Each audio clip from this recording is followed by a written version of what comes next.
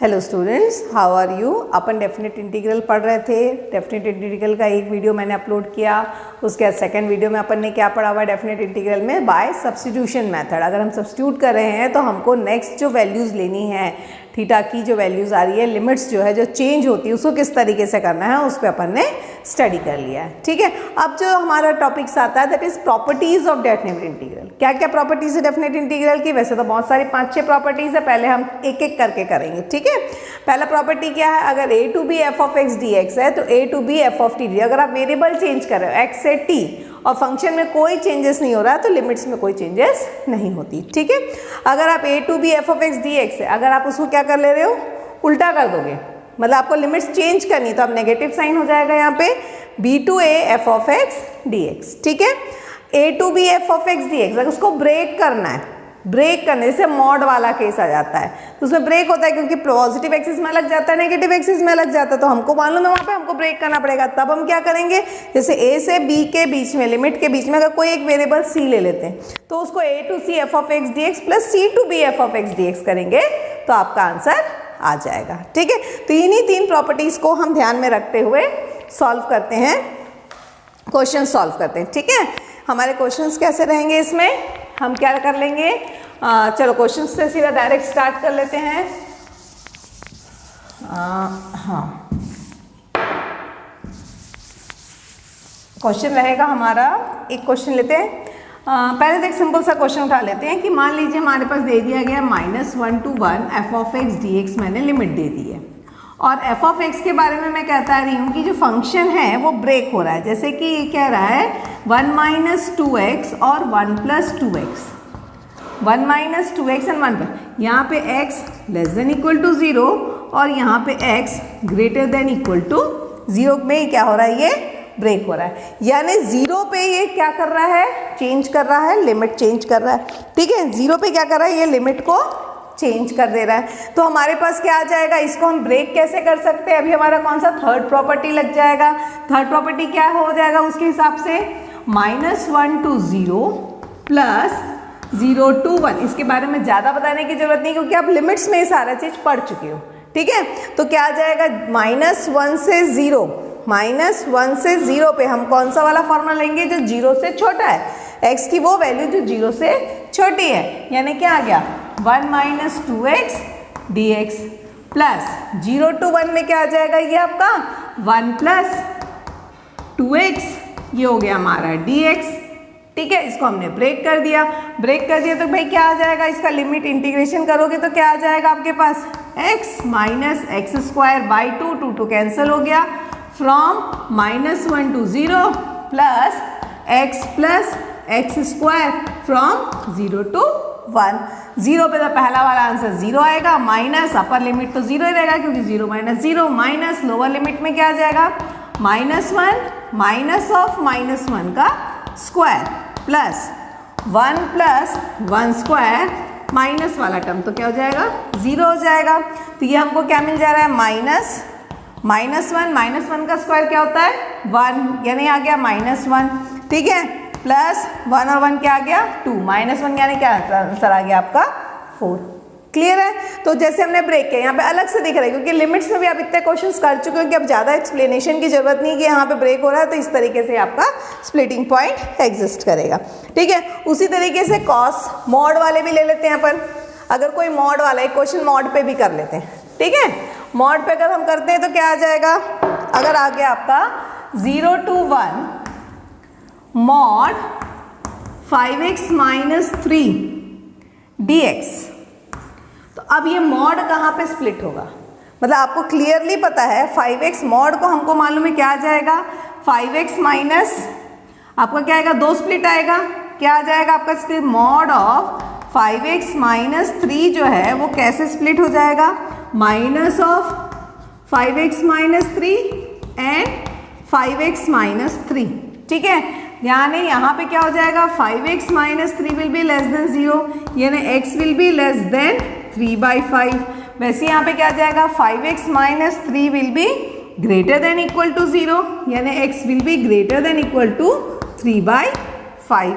ठीक है। तो अब मैं ये करने की क्या जरूरत पड़ी कि भाई ये स्प्लिट कहाँ पे, किस जगह पे ये मॉड में, यानी ये मेरे को समझ में आ रहा है 3/5 यानी 1 से कम, यानी 1.1 और 0 से कम, यहाँ कहीं पे ये 3/5 0 पॉइंट होगा जहाँ पे ये क्या होगा, इस तरीके से ब्रेक होगा। मॉड का तो डालोगे ना, हमको एक पॉजिटिव एक्सिस नेगेटिव एक्सिस लेता ही है, हमको पता है। तो यहाँ पे क्या आ जाएगा इसकी वैल्यू 5x - 3, यहाँ पे क्या रहेगी माइनस ऑफ 5x - 3। ये हमारा इसका डायग्राम रहेगा। डायग्राम बनाने की जरूरत नहीं है, सिर्फ मैं एक्सप्लेन करने के लिए आप लोगों को बता रही हूँ, ठीक है। बट आप बना देते हो तो बहुत अच्छी बात है। डायग्राम तभी बनाइए ये सब क्वेश्चंस में व्हेन यू आर कॉन्फिडेंट। थोड़ा भी डाउट है मत बनाइए, ठीक है, ये हमेशा याद रखिए। अगर डायग्राम में कॉन्फिडेंट हो तभी बनाओ, अदरवाइज मत बनाओ, ठीक। तो ये आ गया हमारे पास। अब इसका लिमिट कैसे स्प्लिट हो गया भाई हमारा, 0 to 1 mod of 5x - 3 dx will be equal to, क्या आ गया, 0 to 3/5, 0 से 3/5, 0 से 3/5 और क्या आ जाएगा हमारे पास 3/5 to 3/5 mod of 5x - 3 dx plus 3/5 to 1 mod of 5x - 3 dx। तो 0 से 3/5, 0 से 3/5 तो कौन सी वैल्यू आ गई, ये आएगी ये वाली वैल्यू हमारी, ठीक है। 0 to 3/5 यानी माइनस ऑफ 5x - 3 आपका आ गया 0 to 3/5 dx प्लस ये क्या आ जाएगा यहाँ पे 5x - 3 फ्रॉम 0 to 3/5 dx। बाकी तो सॉल्यूशन आप कर ही सकते हो अब तक, मेरे ख्याल से इतना तो काफ़ी है। अगर आप चाहो तो इसको आराम से सॉल्व कर लीजिए। क्या आ जाएगा माइनस, इसको लिख लो माइनस, ये ओपन हो जाएगा तो क्या बन जाएगा 3 - 5x, तो इंटीग्रेट हो गया तो क्या आ जाएगा 3x - 5x² from limit 0 to 3/5 plus ये आ जाएगा 5x² minus 3x from limit, यहाँ पे क्या लिख दिया, उल्टा लिख दिया ना मैंने, 3/5 to 1, यहाँ पे क्या आ जाएगा आपका 3/5 to 1, ठीक है।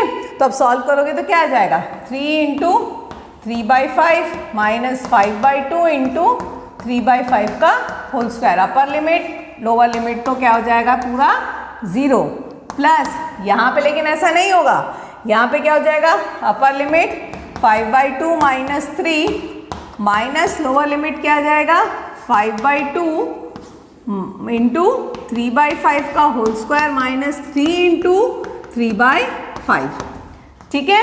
ये आ जाएगा आपकी वैल्यूज, ओके। तो क्या आ जाएगा आपका 9/5 माइनस, इसको सॉल्व कर लो, 1 5 कैंसिल हो जाएगा तो कितना आ जाएगा 9/10, ये हट गया।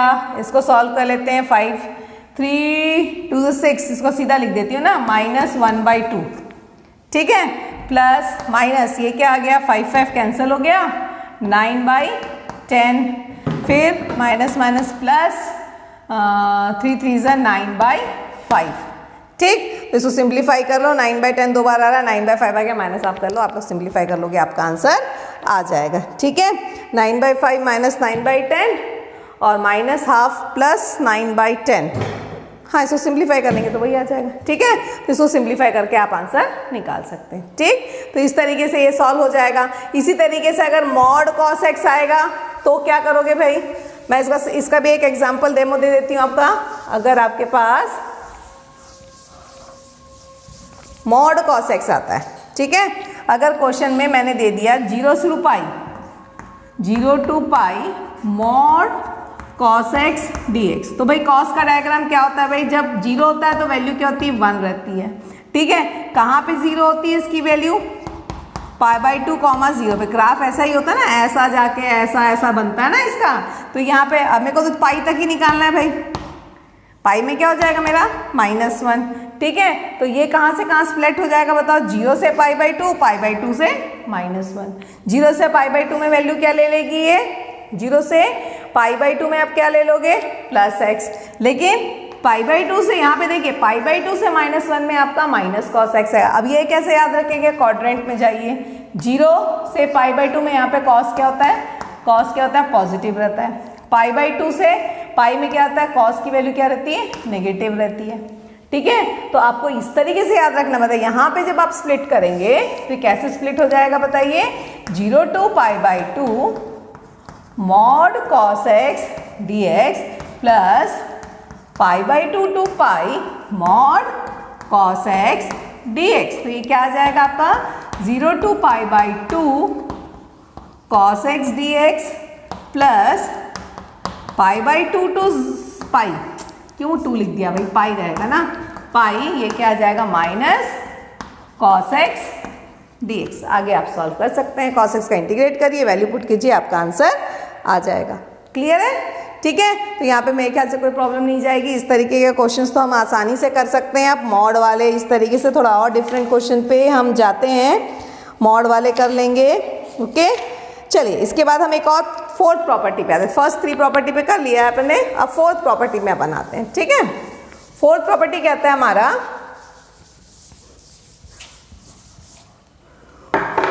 फोर्थ प्रॉपर्टी हमारा कहेगा, क्या कहता है भाई, देख लेते हैं जरा। हाँ, थोड़ा सा अच्छे से क्लीन कर देते हैं भाई।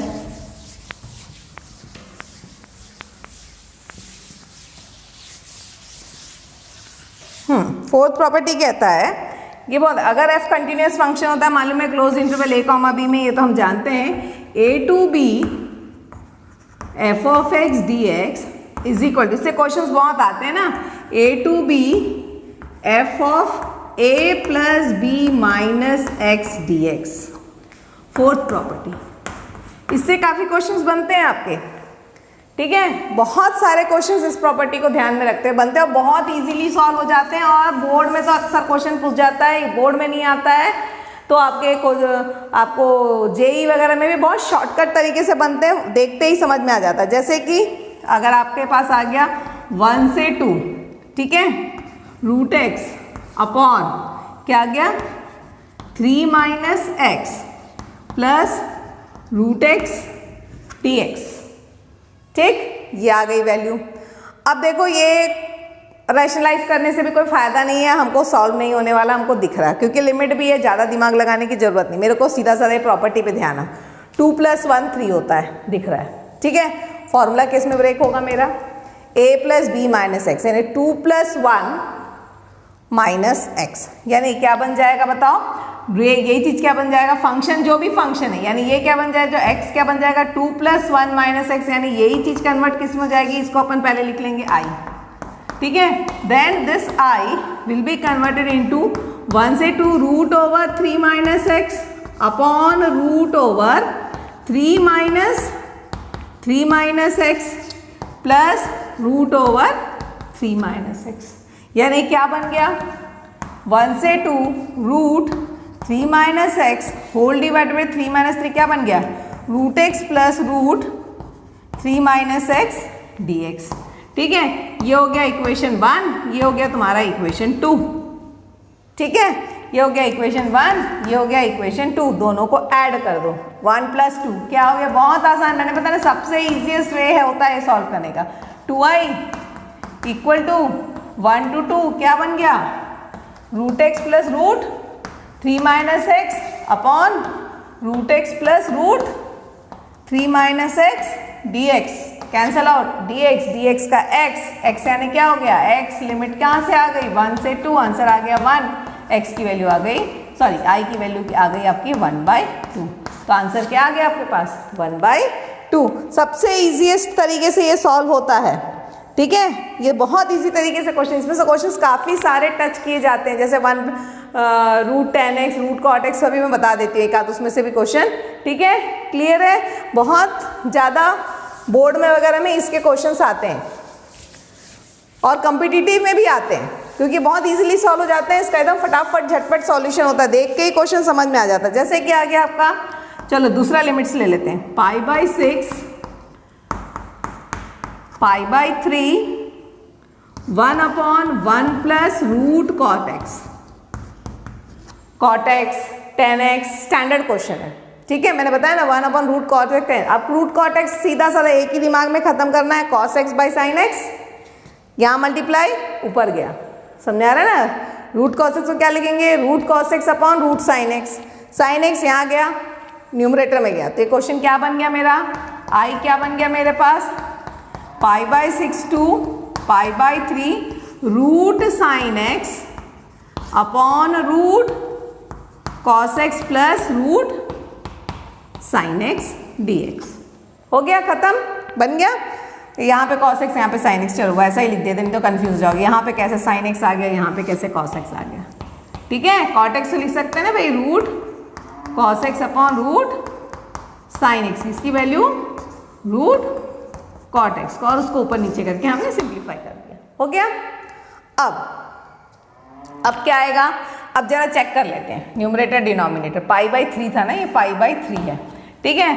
अब क्या फॉर्मूला के हिसाब से क्या आना चाहिए, π/3 प्लस π/6 माइनस x लेना है मेरे को, ठीक है।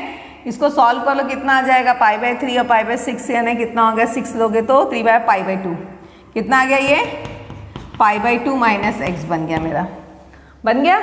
तो ये जो आई है, ये आई क्या हो गया, अब हम यहाँ पे देखिए π/6 to π/3, वो तो वही रहेगा, उसमें कोई चेंज नहीं होगा। अब ये क्या हो गया, ये देखो, इसको a प्लस बी वाला फॉर्मूला लगा दो, क्या बन गया, π/2 माइनस x।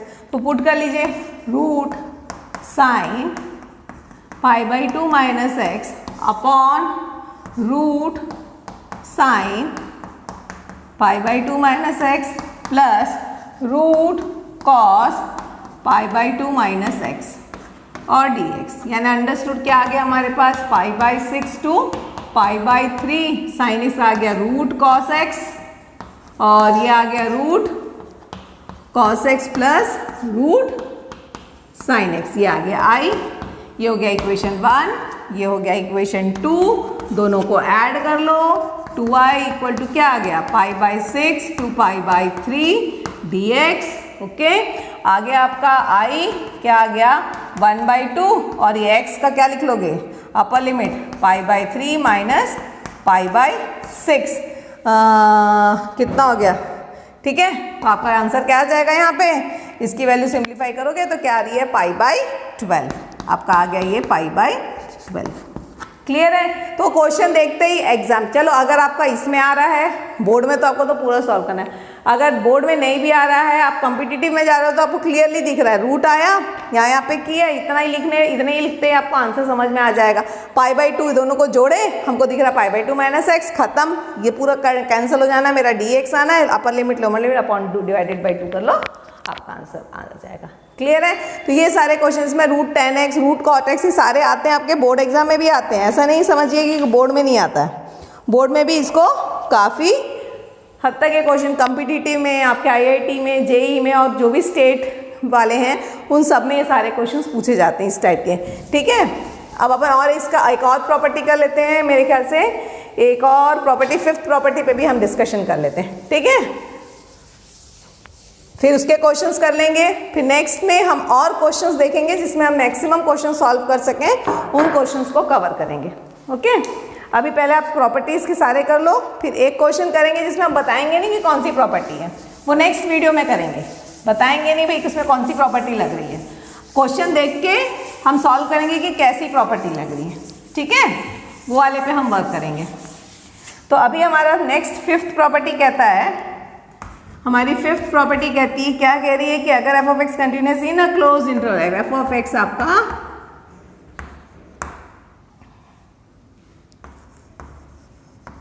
कंटिन्यूस है in a definite integral 0 to a, in a definite integral 0 to a बोल रहा है, यानी कि आ गया अब 0 to a f of x dx, तो ये हो जाता है is equal to 0 to a f of a minus X dx, ठीक है। प्रॉपर्टीज क्यों अगर आ गया इस तरीके से, अभी तक हम a to b ले रहे थे, अभी तक हमारा क्या हो रहा था, a to b चल रहा था, लेकिन अभी a to b नहीं है, अभी कहाँ से है, कहाँ तक है, 0 to a है, तो 0 to a f of x dx आता है, 0 to a को f of a minus X dx करके भी इसको सॉल्व किया जा सकता है। तो इसके क्वेश्चन देखो, ये भी सेम क्वेश्चन ऐसे ही बनेंगे, देखिए 0 to π/2, क्वेश्चन देखते ही समझ में आ गया, साइन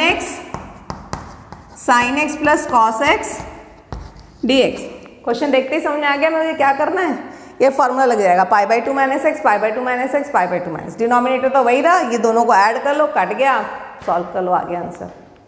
आ गया, जैसे अभी कर रहे थे सेम फॉर्मूला लगा लिए, क्या आ गया 0 टू पाई बाई टू, क्या आ गया sine pi by to minus X upon sine pi by to minus X plus cos pi by to minus X D x. क्या हो गया भैया, आई लेके चलना था ना, ये आई, तो ये क्या हो गया आई इज इक्वल टू क्या आ गया 0 to pi by two cos X upon cos x plus sine X D X. ये हो गया तुम्हारा इक्वेशन 1, ये हो गया तुम्हारा इक्वेशन 2। आपने ऐड कर लिया 1 प्लस 2, आपको क्या मिल गया 2i is equal to 0 to pi by two D X, क्योंकि न्यूमरेटर डिनोमिनेटर तो कैंसिल हो जाना है, तो क्या आ गया 2i equal to X, X की वैल्यू क्या आ जाएगी पाई बाई टू, तो आंसर हमारा क्या आ गया i is equal to pi by 4। आपका आंसर क्या बन जाता है i equal to pi by 4। ठीक है, इसी तरीके से रूट होगा तो भी काम करेगा, साइन कॉस है टेन कॉट में भी काम करेगा। ठीक है, इस तरीके जो स्टैंडर्ड क्वेश्चन है उसमें सब में ये क्या करेंगे आपके काम करेंगे टेन कॉट। ठीक है, ये वाला काम करेगा।